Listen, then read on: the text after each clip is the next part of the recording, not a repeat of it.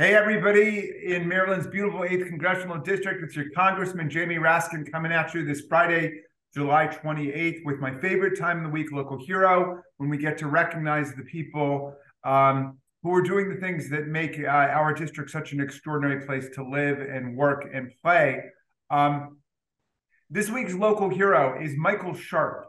Now, Michael is a hair colorist working in downtown Bethesda at Bella Bethesda Salon. And one day he witnessed 85-year-old Dr. Paul Levine get hit by a dump truck while crossing the street in Bethesda. And that was this last January.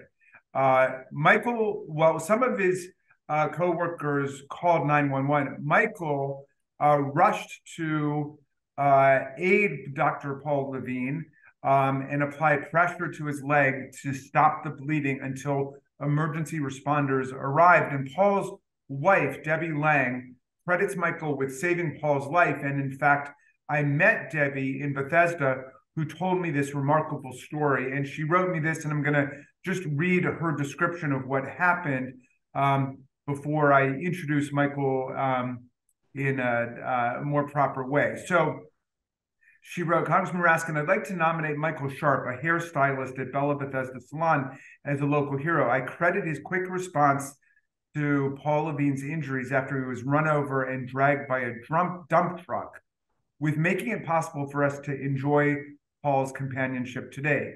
Considering that Paul was losing blood very quickly through a spouting femoral artery, Michael very likely saved Paul's life. Here's what happened. On January 25th, Paul was crossing Woodmont Avenue in the crosswalk with the walk sign when a dump truck traveling on Elm Street parallel to Paul, but going in the opposite direction, made a sudden unsignaled left turn into Paul, knocking him down. Paul tried to roll away from the truck, but the raised median strip in Woodmont limited his ability to do so. The truck continued traveling, crushing Paul's right leg and breaking his left leg. The staff at Bella Bethesda Salon saw the entire accident as their windows overlooked the corner of Elm and Woodmont. Michael ran downstairs immediately, shouting for everyone to call 911. By this time, the truck had dragged Paul some 25 to 40 feet. Michael saw that the femoral artery was spouting blood, and he had planned to tourniquet Paul's leg, but the leg was shredded, and there was not enough skin and muscle to tourniquet. So instead, he applied pressure directly to the femoral artery to staunch the flow of blood. He also kept talking to Paul until Paul finally lost consciousness.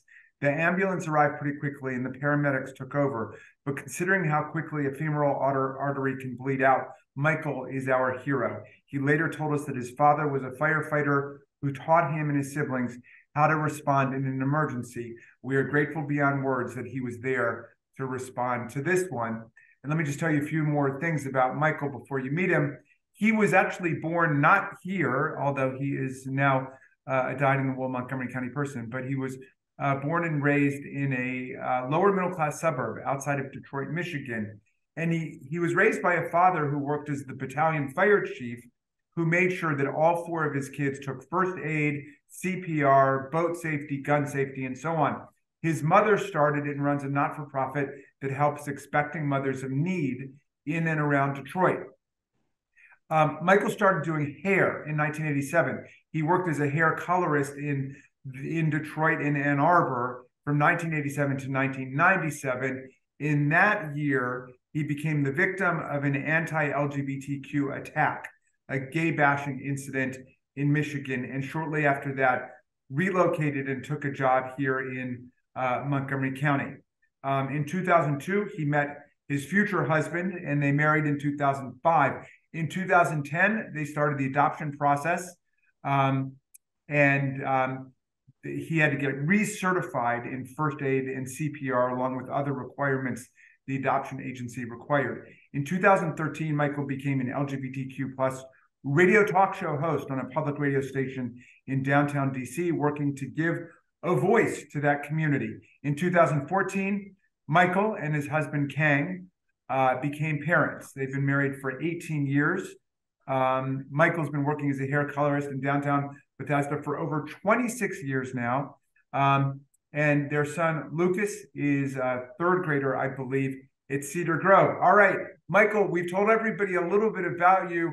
You are truly our local hero this week, and we want to salute you for not just your quick-wittedness and your alacrity in responding to crisis, but also in your skill and your willingness to stay up to date in your skills in taking care of people. So congratulations, you're a local hero. Thank you. Thank you.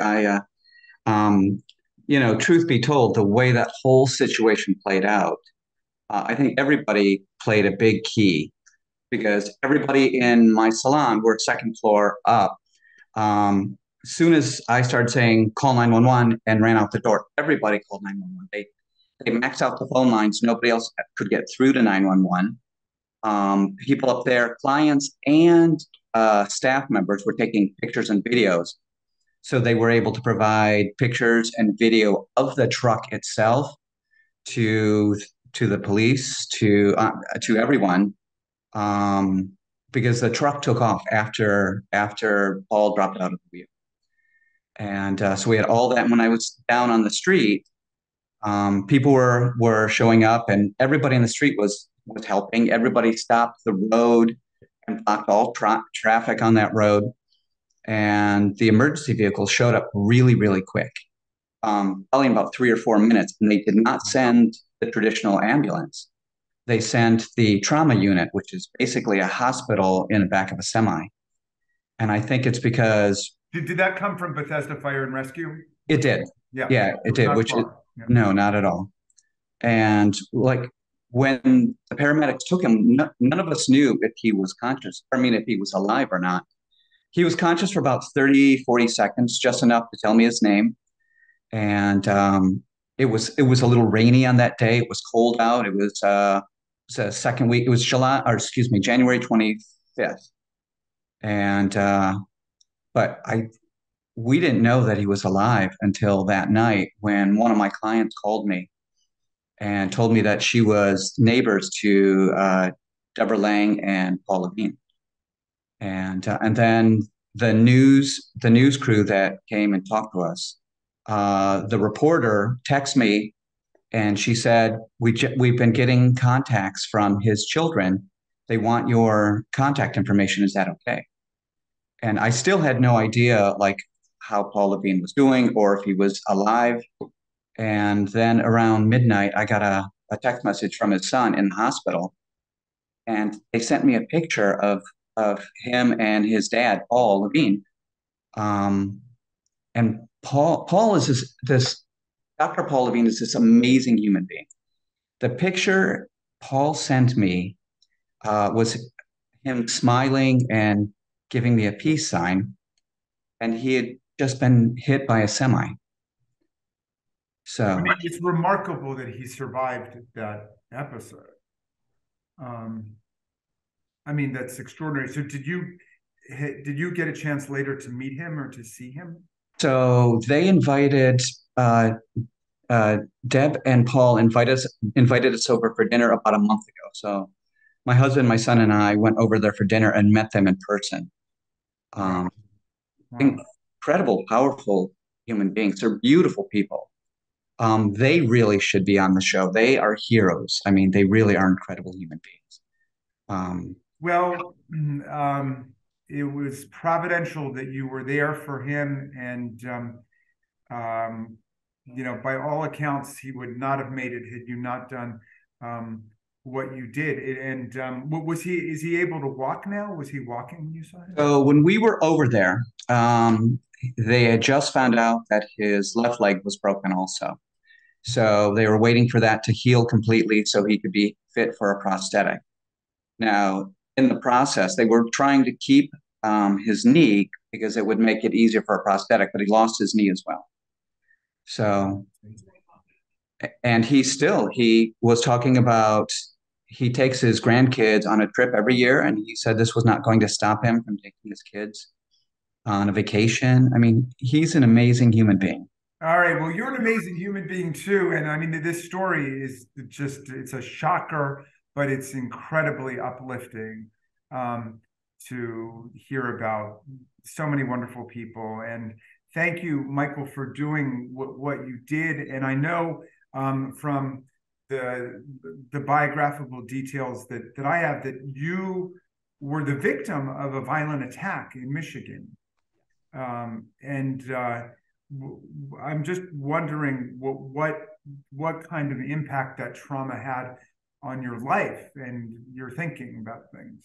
Well, when it happened, one of I got cornered and beat up by four people who were calling me gay epithets. They knew that I was gay, and they smashed my car, um, kicked me in the head, punched me in the face, spit on my face. I lost partial hearing in my left ear from it. Um, but I'll tell you this, I no longer like, I don't know how to explain this exactly, but I don't feel bad that that has happened because that has led me to where I am now and who I am now.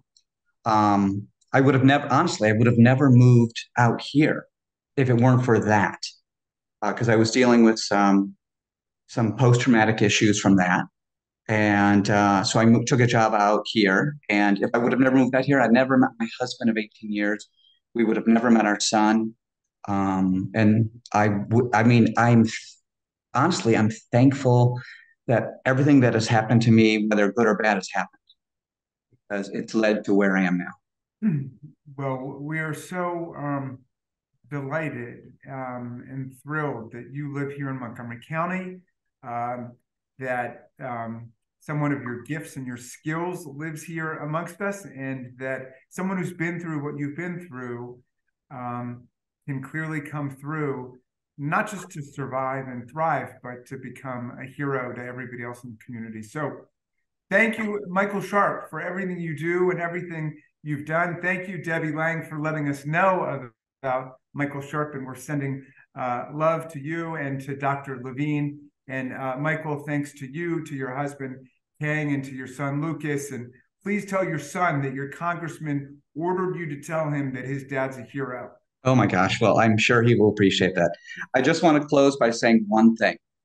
When when that happened, I had no idea what I was going to do when I ran outside, but I have gotten to the point in my life, and I know there's a lot of people that have gotten there before I have, but I find when something is going on, I find it so much easier to live with the fact that I went and tried to help, and I maybe it didn't help enough than looking back at a situation where I didn't do anything and thinking if I could have done, even if I'd done one thing, what if that was a tipping point? So that's, I hope more people get like that, and I honor and the people who are like that, and I watch and I learn from them. You are one of them, so Well, and we learned from you, Michael Sharp. Thank you, thank you. hero. July 28th, 2023. Thank you so much. Thank you so much, sir. Thank you.